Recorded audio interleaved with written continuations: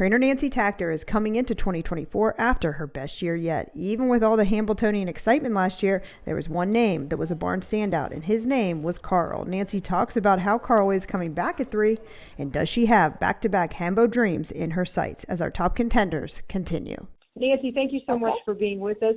Even via phone, it's always nice to talk to you. And you know what? Can you believe that this year is rolling right along and it's already April? Yeah, it's crazy. I feel like, I wake up, I work, go to bed, and repeat.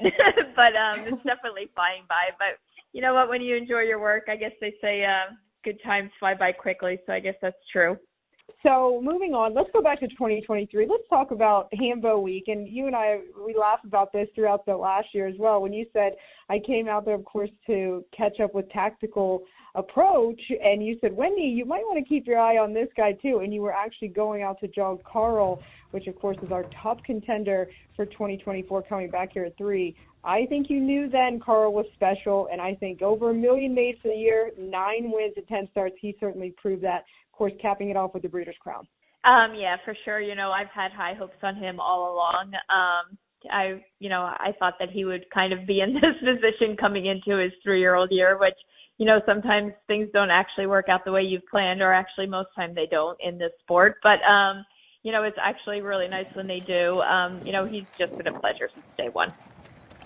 So you watch Karl. Now take us through how he came, ended that 2-year-old campaign very well, and now you come back here at 3. Tell us a little bit about Karl. What's he up to? Has he grown a little bit? Can he get any cooler than he was? Oh yeah, he's a really super cool horse. He's actually a very intelligent horse. He's probably one of the more intelligent horses that I've been around, my entire life. He just knows what he's supposed to do, and he knows when he's misbehaving, and sometimes he'll just purposely misbehave just to give me a heart attack, I think. But it's just that I think he's like that, got that spunk to him, like he's a little mischievous. So he stayed at our farm all winter. We did actually not turn him out.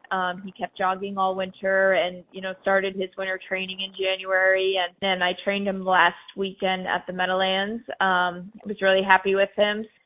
When you think about Karl, and I just remember him wearing the blind bridle, and like you said, just so naturally gaited. Not a big horse last year, but he could really cover ground. Do you think we're yet to see a couple more gears coming back here at 3? I actually do think so. He's actually grown quite a bit. He's very tall. He's got a very high wither. He's not a big, bulky horse. He's kind of a lean type of horse, but definitely on the taller side with long legs. I trained him myself at the Meadowlands last weekend, and that's actually the fastest I've ever trained him in the race bike. And I will just tell you, I've never driven a horse like him. The last quarter was 27 and a change, and he just floats over the track, and you feel like you're going no faster than the 35-second quarter. It's crazy. Now, I think setting up for the rest of the year, of course, we have the rivalry between him and TCI. Now, if you go back to Karl last year, I know we don't want to talk about it, but he's got all ones except that second in there just for TCI. I mean, I'm talking nosed him out, right? I think it was quite a long photo. And I caught up with Ronnie Burke last week, and he said, Nancy's, TCI is a once-in-a-lifetime type of horse. He's scared that you have a once-in-a-lifetime type of horse, too. These two colts going to meet up, battle it out all year. We sure hope, right? Yeah, I mean, it's obviously good for the sport to have a rivalry between two horses. I kind of feel like every time I have a really good once-in-a-lifetime horse, there's always another one there. I would love to have that once-in-a-lifetime horse that doesn't have a rival. When I had Manchego, it was Atlanta. And when I had Tall Dark Stranger, it was Poppy Rob Hanover, but it seems like there's always another one there, but which is, it's great for the sport. And, that's what creates a fan base. People pick the horse that they like, and, they cheer them on. But you know what, like, all the respect to the world to all the other horses, that are going to race at that level. I mean, it's not a difficult thing to do. TCI is a great horse. He's won the most money that any 2-year-old's ever won in one season. And, just average horses don't do that. And I agree. And I think, we're going to see throughout the year, but hey, it's only April. We've got a long road to August. That road. Could we see, and I don't want to talk, could we see a back-to-back Takter Hamiltonian? I would, I hope so. That's what I'm aiming for.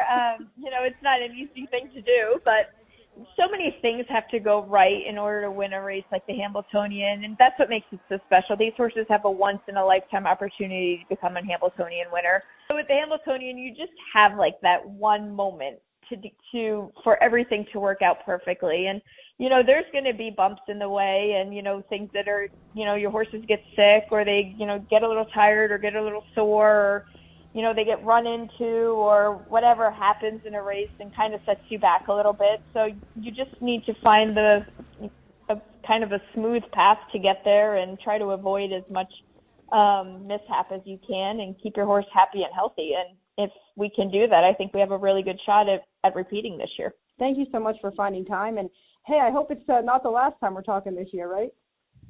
Yeah, for sure. I hope not. Thank you, Nancy, and best of luck. All right. Thank you.